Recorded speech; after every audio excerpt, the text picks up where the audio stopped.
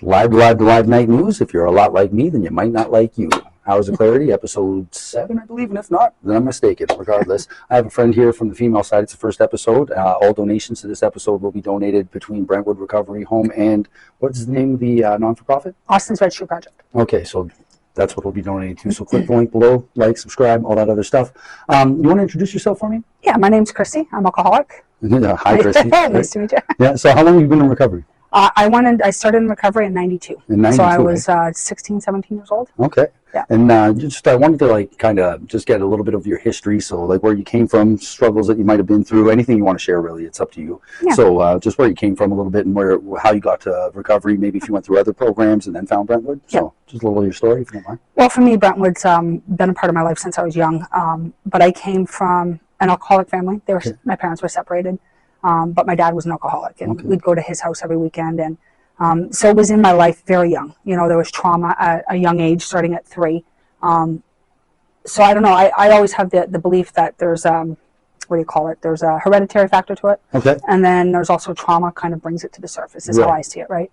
Because my brother's got the hereditary factor, and he's not alcoholic. Right. He didn't have trauma. Right. So I started at a very young age rebelling. I remember being closed up. Yeah. You know, like my trauma was sex abuse from the age of 3 to 9. Okay. And I remember at 9 years old when it finally came to an end, it's like something switched in me where I was just like, I will never trust anybody again. Yeah, that's 9. You know, 9's like, it's, you know, it's sad to think about. 9-year-old should be a 9-year-old. Exactly. Yeah. And I was not. And I had so many feelings different than my friends. You can't even enjoy your day. No, absolutely. Well, you can relate, right? Yeah, definitely. And I know for me, by the time I was 11, was the first time I experimented with alcohol. Okay. And it was a bunch of friends, and we broke into my mom's wine cellar. Yeah. And the thing was, go back to the day. Right? We all drank to the point where we were sick. We were 11 years old. Yeah. You know, and my 2 friends were like, "Oh my goodness, I'm never doing that again." Right? Is that what 11 is? Yeah, because like, you know what's funny about this is that I remember being behind my Greenwood Elementary School, stealing my dad's beer, all of my friends playing baseball in the summertime at the school, and they're going, "What are you doing?" And I'm smoking cigarettes, and I'm drinking his beers, and I'm like not even, like it tasted like crap, and I was getting sick too, so it's really you know, for me, I mean, obviously it wasn't the taste that I enjoyed or the getting sick that I enjoyed. I just thought I had to perfect that in time. I would be able to fix it where I wouldn't get sick, but it was, and I shared this with Dan McDonald recently, it was that instant where it took me out of reality. Right. And I no longer had to think about all those traumas and all those and how I felt different. You're thinking about the buzz, you're thinking about the feeling. It just took it away. Yeah. And I knew at 11, I was like, uh-oh. And that's the thing too, like I remember when I was younger, the same kind of feelings, like watching my dad through a crack door, you know, he's smoking a joint and like trying to hide it from us. And then like, you know, he's drinking on a regular basis. So I thought that was like what I had to do to grow up. Right. So I can relate to that a lot. Yeah, 100%. So, did you end up like, you know, skipping school, failing, like messing up in that childhood? Yeah, so like it started like that at 11, and you know it was periodically as I could. I was young, but by the age of 15, I moved out on my own. Yeah. For no reason, because I was living with my mom. My mom was a good mom. Yeah. My dad was sober by then, but by then I was a freight train gone, and personalities ingrained. Yeah, it was there, and I moved out at 15, and by the time I was just turning 17, I was here. That little year and a half on my own. So the youth group, the adult group. Well, I thought so. What happened was I got caught at school with a bunch of drugs in my locker. Okay. And the counselor and the principal gave me the option of coming to Brentwood, or they were going to call the police. I was going to get arrested and never be allowed. Alive at the time? Oh, yeah. What are the connections, eh? Like this was 92. The principal recommends Brentwood. Like, you're 16 years old, right? So, I mean, obviously, as a 16-year-old, I'm like, oh, go to jail or get arrested or go to Brentwood. Right. And like you, I thought it was, okay, I'm signing up for 2 days a week. Paperwork, reading. After school, write my paper. And I went in and seen Father Paul, and I told my story, and his answer was, he sat up, and he's like, oh, no. You're not going with those young kids. Oh my! He said, "Get down with the ladies." And I was the first youth on full-time program. Crazy. Back in '92. That's crazy. And I was terrified. Of course you are. I remember at the time there was probably like 40 women. Or something. Oh God, at least like because 220 men. Or they had commuters too at that time, right? So which was really big on the ladies' side. So I walked in and I thought I was this tough kid. Right. And I was, but I'm walking in with all these like grown ladies that some just getting out of prison. I was like, get an attitude adjustment. I'm like, oh, okay, I'm not as tough as I thought. Right. Yeah. How'd the first one-on-ones handle? It was I was squirming out of my seat. Yeah. I couldn't talk like this. Right, Then right. I couldn't make eye contact with people. I was always looking down when I was talking. Yeah, you feel, and that's the thing too, like you find in conversations when we're living that kind of life, like you're already ashamed of yourself. You just don't really understand that you are. You don't understand what you're being in a day, right? Exactly. And it's like to make those choices and then represent something that's a negative thing, you're not going to come from something negative and be positive anywhere. 100, so anywhere you go, you're hanging your head in shame, right? Yep. You just don't know what the shame is. You don't know what the guilt is. It represents anything but remorse. You only get the remorse with clarity. Exactly. Right? So after time, you find yourself fitting in with these women. Yeah. You find yourself loving them. It's like, but they had to love you first. And it was a very tricky situation for me, right? I was a kid. Yeah. I was a kid. Like, and the reality was I really going to get it at 16 years old? Right. And they say the substance, right? So you start using it at a young age, and if it's a repetitive thing, like on a daily basis, you stop growth, right? Yeah. You have periods of and the coping skills we develop, like, because I'll just say this: at 7 to 10, I had an issue with my sexuality. There's another younger man, or boy, whatever, that must have had issues with somebody else because things he did to me that just wouldn't be done, right? But it's like you pause your personality. For me, it did anyway, and it was like all I did was angle my anger and blame and frustration, and I didn't even know why. Right. So it made like my personality, my coping skills, and all of these things mature into something that was just, I don't know, like almost in a beast way. Like it grew into a negative purpose for anything. It was all pity me, give to me now. The whole thing was somebody else's fault, and that's how I matured. Exactly. Right. So and then add substance into it. We're not really becoming anybody that's caring, compassionate. I didn't care about a future. I didn't want to do homework. That was the last thing we were thinking. Right. Exactly. Like I had a hard time going to bed at night. Yep. You know, let alone eating, breathing. Like it's like, I got to go to hockey. I got to go to the dentist. Like, I don't want to do anything. Right. So I can relate to a lot to that. But it's like coming to Brentwood, 17 years old. Like challenge, eh? Yeah, and it was. And for me, I think the biggest reason from the age of 17 to the last time I was on program was 2010, which is 35. Yeah. I had been in and out of Brentwood 14 times. Yeah. And I never got it. And from me, it was because, I mean, we hear it all the time. Yeah. You hang on to something. Yeah. That one little resentment, little jealousy. It wasn't little for me, right? It was a Right. big thing, but it was something, it was my sexuality. It's your foundation of I was gay. I was married. I had children. Yeah. I knew before I got married. I knew young. Yeah. It was something I didn't want to be when I was younger. Right. So I just kept pushing it down. Yeah. To keep using. Suppress. I would graduate from here and I'd go home and I'd be sitting there, look over, and it's my husband. Yeah. I'd be like, oh my goodness, right? And it was just this vicious I cycle. feel like it's like being in a room with 1,000 people and you're out of place still. Right. Like you feel alone. Feel like you're not in the right place in a sense.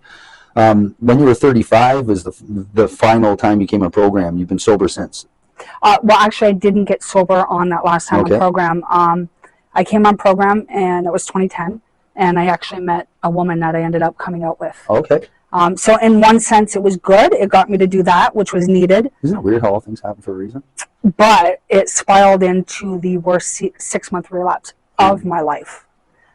In that short 6 months, all those, I haven't done that. It hasn't happened yet. Right. All those, it all happened in that 6 months. I lost my children. All the yets. All the yets. Everyone from losing custody of my kids. And I'm ashamed to say it now with all my years of sobriety, but I used to sit in group and somewhat judge other women, like, how do you lose your kids? Yeah, like that's never going to happen to me. I would never do that. Right. I'm not that bad. Exactly. And it did, like in a 6-month period, so bad. How many children do you have? I have 2. One's deceased. Okay. How did he pass away, if you don't mind me asking? Overdose. He had an overdose. It wasn't. It was recent. His name's Austin. That's the fun. Austin Tremblay. Right. Yeah. Yeah. He came.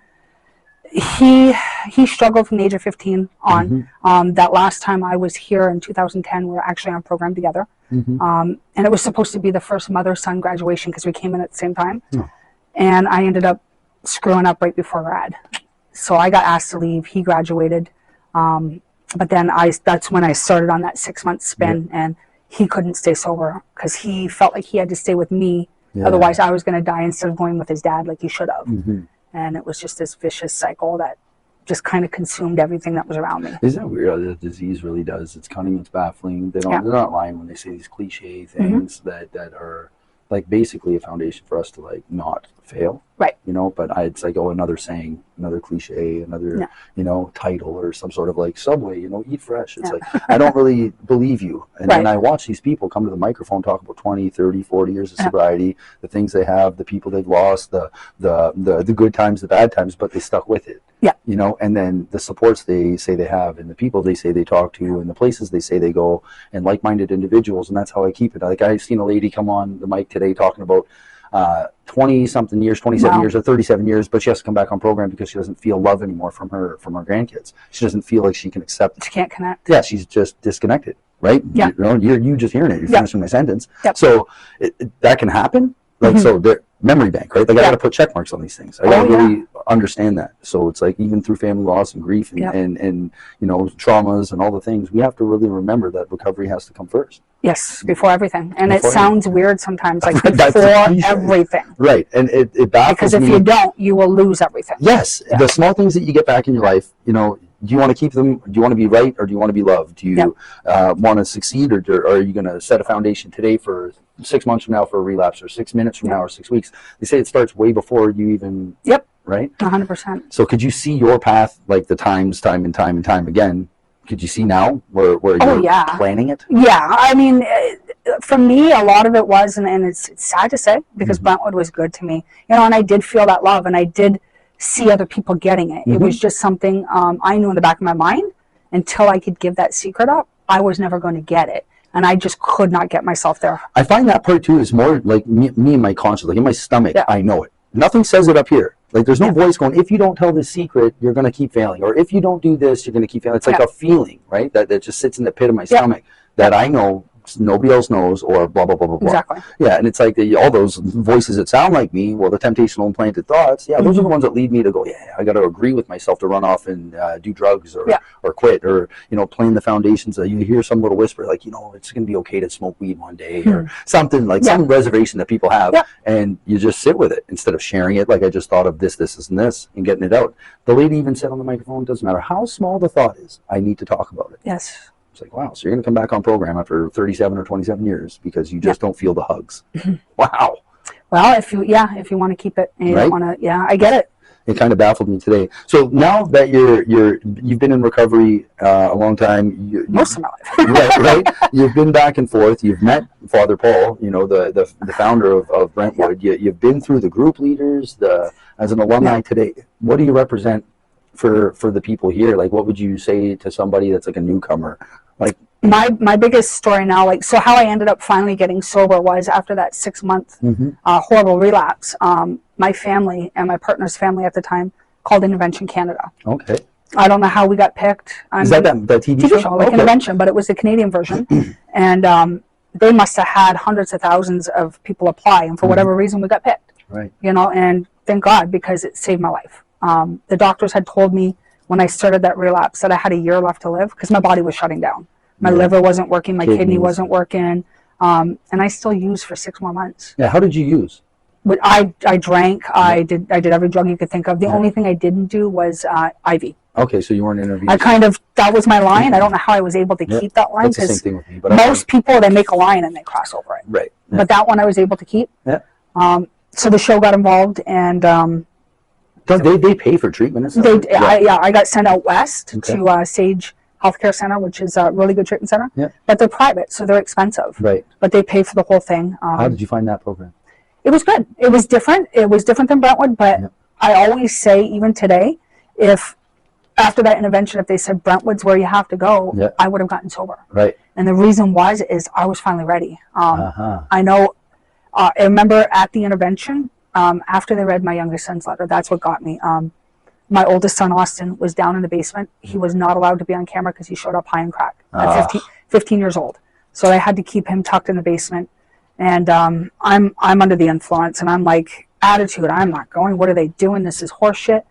And then they read my youngest son's letter, and I can't even explain it. Something just broke inside of me, and I literally felt this like physical, like, okay, drain. I'm done. Whatever you guys want me to do, I'll do it. That's where you're surrendering. Yeah, and I felt it. Like, and when you watch the episode, you even see it in my face. It's like, it's just very apparent. Like, okay, I'm done. Yeah, pivotal point. Yeah. You have that breaking point. Like, everybody's is different, and I find that hearing these different stories, I can just put myself in someone's shoes. I can imagine what the day would have felt like, you know, the people surrounding you, you know, everybody caring, and then you not until a certain break, right?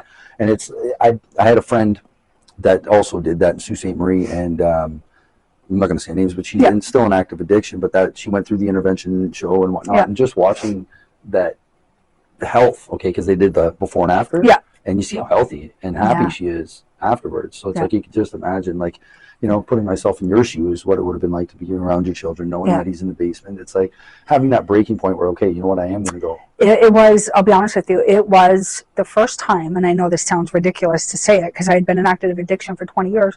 It was the first time that it clicked that my addiction was hurting other people. Up until then, I naively was like, it's only affecting me. It's my life. I had children that I was like spaced out all the time. I couldn't see it. And that was the first time I was like, my mom read her letter, my dad read her letter, she read my son's letter, and I was like, whoa, what am I doing? And it was like a light bulb moment. I know it sounds absurd. I've been here 14 times. How come I didn't have it before then? I don't know. And the seeds are planted, right? So it's like maybe you're just having a mental block, like I don't want to hear it. Like a choice, like selective hearing, I guess. Well, it was the first time I was offered treatment after coming out. So I think that was a part of the difference. When I went to treatment, I wasn't worried about the secrets I had shared here for 20 years when I went there. You know what's really weird? All of them were out. I went into my first room in THU, and in the corner of my mirror was your son's card. Okay, his memorial card. The memorial card. And it was in my mirror for my entire stay, 6 months, and I have the mirror at my house now. And it's like one of those standing mirrors. And I was like, who is this kid? You know, like, I never met him, whatever, and it was close to the date. I just remember like looking at it I never took it out of the mirror. I kept it in the mirror and like dusted around it and like the whole 9 yards. So it's like, as you were telling me this, I was just thinking about that and like how coincidental that you're the first woman on the podcast. So it's like, I don't know, I'm blessed to have you here. Thank you. Yeah. So when you got back to your family, how old was your youngest after like you were completely sober? Like, were you still having? So I stayed in BC for a year before I came back. I just wanted to do it right this time. I wanted to make sure I had a solid foundation under me before I came back to Windsor. And actually, Austin moved out to Kamloops with me for a little bit. And then we came back home when it was time. It was different though. Like when I went to treatment the last time, I didn't leave any stone unturned. It was a different program than here. It was 12-step based. So we did step work. We left the property twice a day to go to NA and AA meetings in town. We did a lot of literature, and we did it was mind based. We did mindfulness. DBTs. There was everything. And there was you learn about the theoretical part of things. Doctors come in and talk, and you know, it was a different spin on it. But like I said, I was ready. You know, I was ready, and I did the work. I stayed the year. I built my foundation, and then I came home. And I'm not gonna lie, it's not like I came home and it was like, oh, everything's great. Life is still life. And it took probably till I think it was about 4 years in recovery that I was still fixing all the damage. Like I didn't even get my driver's license back until I was 3 years sober because they're like, we're not giving this to you. I had to write letters and letters. Now. It's the same thing. I have to wait for the court things and all the things. Like I came here looking at 6 years, So but miracles happen. They do. I'm still here, and I'm able to do this kind of stuff with you. And there's a lot of blessings in the message because I know that if anybody's affected, even one person, that's the job we've completed. So that's the whole point. And that's our idea with the Austin's Red Shoe Project, right? The same thing. So like after, when I was in BC, the one thing I did different is I really honed in on my relapse prevention. And funny enough, the reservation side, what do you think could or possibly ever bring you back out to using? And I had one thing. If something ever happened to my children, I would be done. And I gotta say, thank God I had 12 years. When it did happen, if it happened in early in, I don't know that I would have been able to get through it. For me, it was, people are like, how did you not relapse? And I said, how could I? How could I go to something that just took my son? I just lost my firstborn, my best friend, and I'm going to go back and do that? I couldn't do it. I'm sorry. Thank you. So it's not easy. It's a struggle. Of course, every day. There's mom. You know, because, you know, like now I'm doing this Austin's Red Shoe Project, so I'm doing a lot of things around overdose awareness, and people call me all the time, and somebody just called me because their friend's son overdosed on the kitchen floor just 3 days ago. Do you have like a hotline number or a number that you post or anything? Yeah, we have a website. There's a phone number for the. I'll have to get you to write all that down so I can broadcast it on the bottom of this. Yeah. So we do a lot of fundraising. We do a lot of activism. Like we're trying to change as much as we can the stigma, everything. You know, like there needs to be better access to detox, better access to treatment. That's really crazy. Can't be 4 months I was just saying this about Hours of Clarity with my girlfriend and talking to her about like how I want Hours of Clarity homes to get people off the streets. I'd like to be able to get to a point where I can get some funding to maybe have a program set. Maybe we can work together because that's what I'm doing. I'm actually taking a grant writing course right now. Okay. So I can find those grants because this is the thing. I was talking with Christy Bear. We did an episode, right? And I was talking with him and like he's explaining. He's like, once you get a foothold in what you're doing, because I just went out and I gave some a family needs some money, recorded that, like just surprised them too. They didn't know it was coming. They thought they were going to a meeting, intercept it. You know what I mean? Like find the right people for the right things that are deserving in their recovery path, right? That need to feel recognized. And it's important for everyone to know that the path that is right, you get blessings. It's just the way it is. And to feel that someone cares when you're in the pits, but I don't think there's anything more special than that. Not being able to talk to these people because they're not receptive. My idea was like get a coffee, sandwich, you know, just go up to them with a pamphlet, you know, a piece of paper, something small, like just the cover of the title of the company or business or whatever organization, explaining what you do, give them a coffee and a sandwich and walk away. If they read it, they read it. They call you, you can have a bed today. Then just divide, you know, the amount by each room and then the lowest rent possible and make sure that they're taken care of and then help them become people again into a program.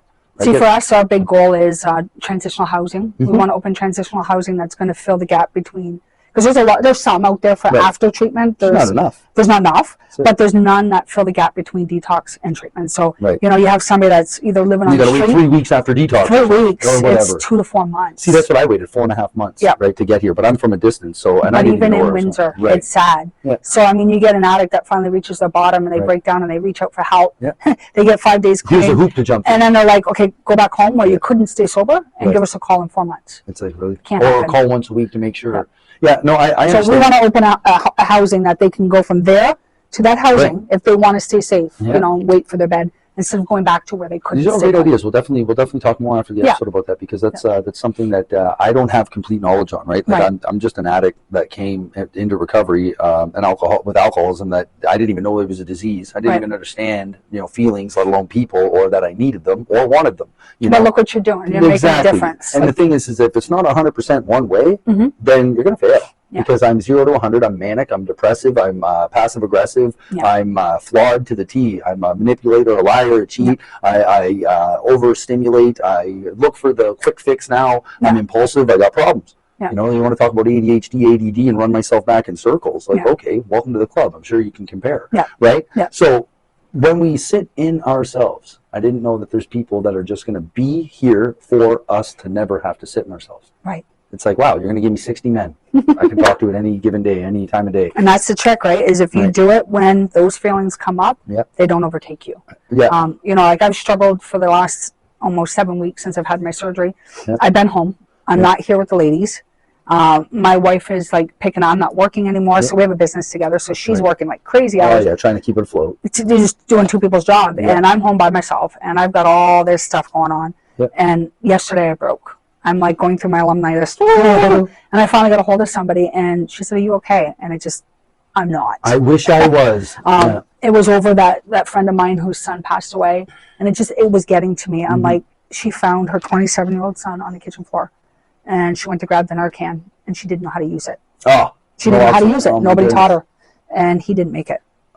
And I was just hyperventilating, crying. I'm like, this can't keep happening over something so easily taught. Right, like so Austin's Red Shoe Project is in the midst of trying to get some other community partners, and we're going to host an event where you come. We're going to put it out there to everybody. It doesn't matter if you have an addict in your life, come and let us teach you how to use Narcan. So this is the thing. I just went to Windsor Youth Center today and did a presentation for the Phoenix program at the Mission, and they are teaching the naloxone, like how to administer it, right? So if you wanted to, I could probably give you the number. I have a couple pamphlets. You can call them. Maybe these guys can set something up where everybody together sets up a date and does a thing. Well, I want to open it to the public. Like, you know, like this woman doesn't have anything to do with recovery. Her son was an addict. But I mean, in her mind, she probably thought, it's not going to happen to me. Put it this way. How many people I know for a fact that I've handed a naloxone kit to and said, here's a kit, you know, just in case. And they walk away. I didn't teach them how to use it. I didn't tell them you just got to pull it out and push the button.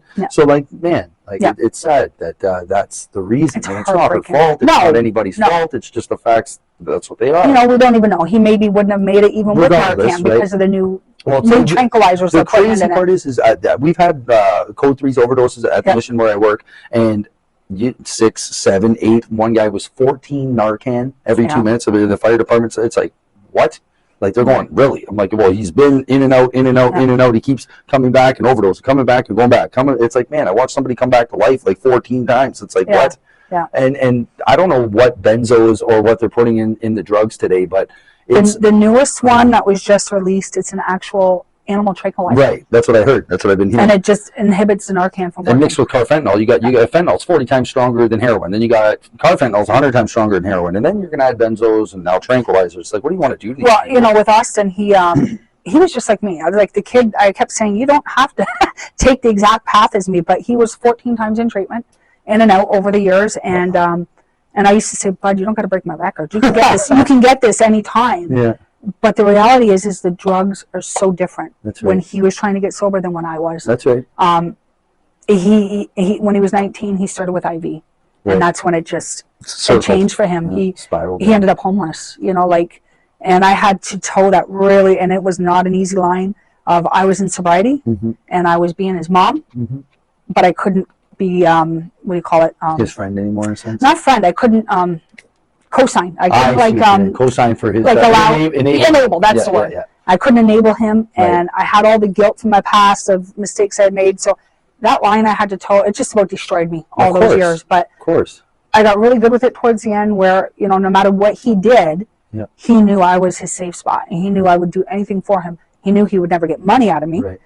Even when he was homeless, if he'd say, "Mom, I haven't eaten in 3 days," well, okay, where are you?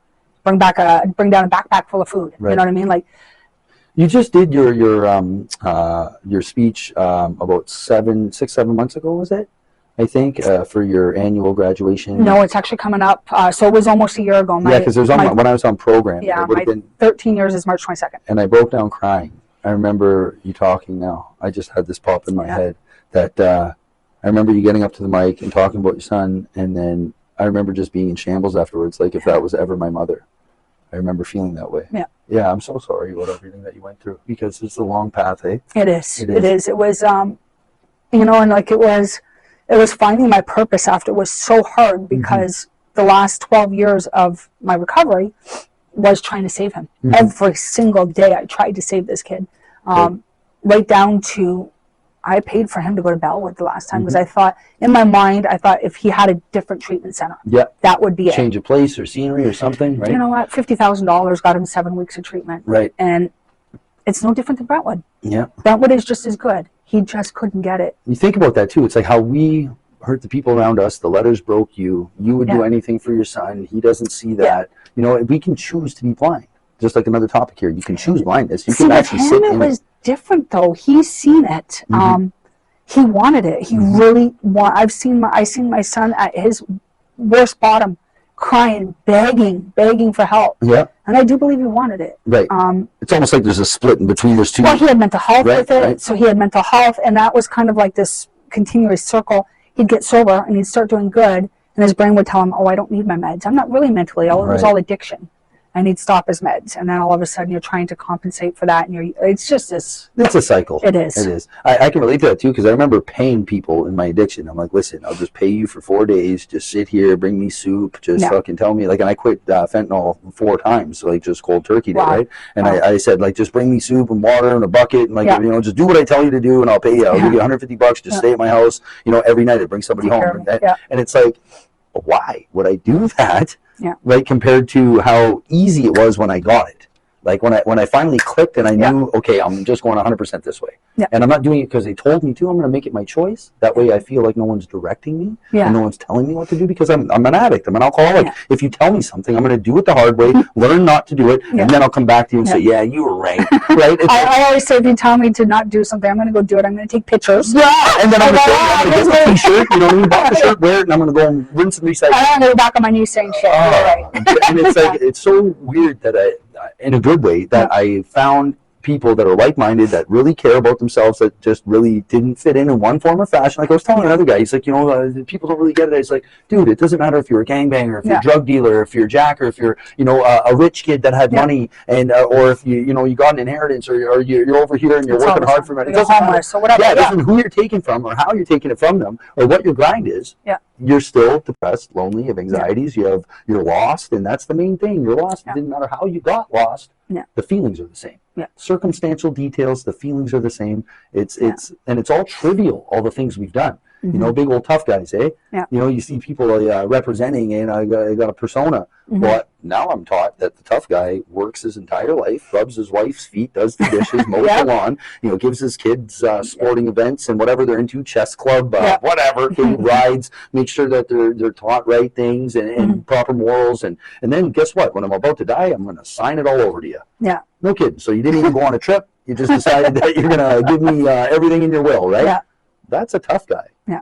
That's tough. Yeah. Because I didn't see it before. You see it opposite. Yep. Oh yeah, 100%. Give to me now. Yeah. Please, anything. Yeah. Oh, I promise. I swear. I'm sorry. Yeah. And there's a difference between the truth and honesty, right? The truth is, I did it. I admit it. I'm sorry. I'm sorry. I'm sorry. Keep repeating, right? Becomes insanity. Or there's the honest action in never saying sorry again. Yeah. And just doing what I got to do, so you don't have to stress out about me anymore. You don't have to worry about me anymore. I'm going to be okay. And that's what I mean. The last time he really did try that. Yeah. Well, you've seen him. He was here on program. So what happened was in July of 22, his girlfriend passed away of an overdose. And he was living in Ottawa, and he called me just destroyed. He had already lost 6 friends that year, close friends. And that's the numbers are astronomical. People think that we exaggerate, and that's not. Did you know, but from 2009 until now, so 15 years, there's been more deaths than World War I and World War II put together. Yep. And I Googled it the other day. It's over 16 million people. And that's what came to me that day when I broke down crying when I called the alumni.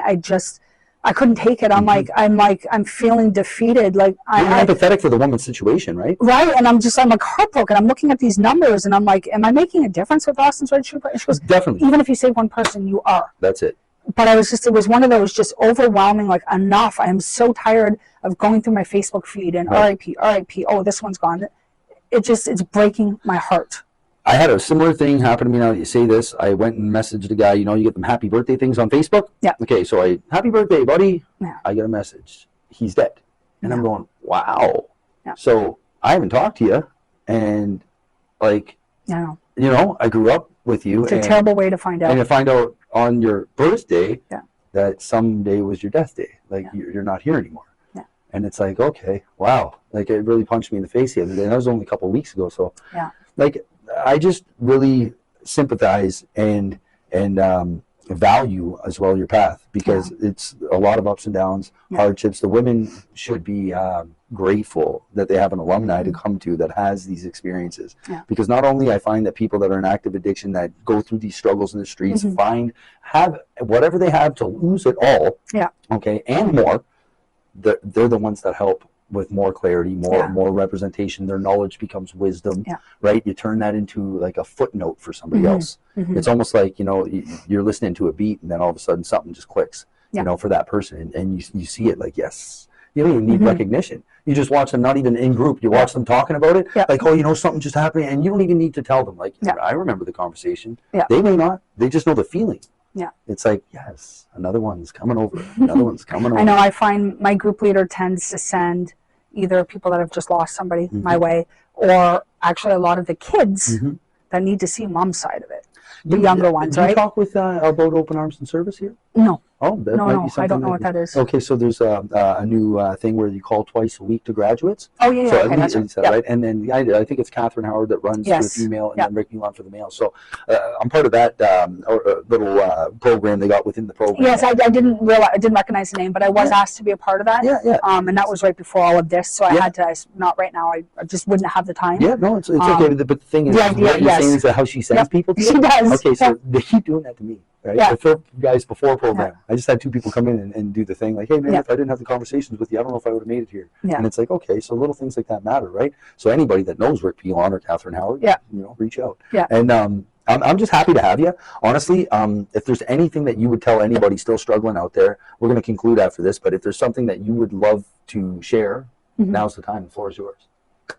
I just, it's, if you have the opportunity to come in and get sober and just do it and don't leave any stones unturned. Mm-hmm. For myself, I had 14 times before, and I wish I would have gotten it because, this is mine to live with, but I have to wonder if I got it earlier, if Austin would have maybe not got so far in his addiction, right? So that's mine to wrestle with for the rest of my life. And I just wish I had all these opportunities laid at my feet, and I was just so stubborn, and I just didn't do it. So my message would be, if you have the chance, take it, because it affects everybody else that you love. You get it all out. Yeah.